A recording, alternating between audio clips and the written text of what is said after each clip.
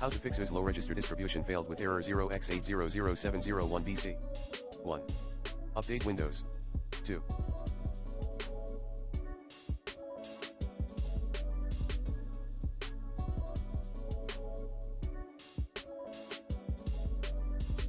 Update the Linux kernel via Microsoft's WSL2 page. 3.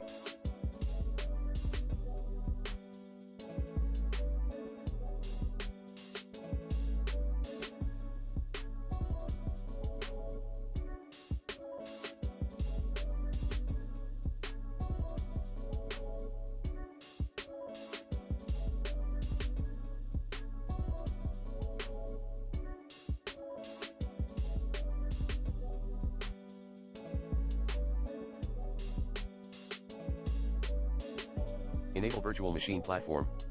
Run Enable Windows Optional Feature Online Feature Name Virtual Machine Platform command in PowerShell as admin.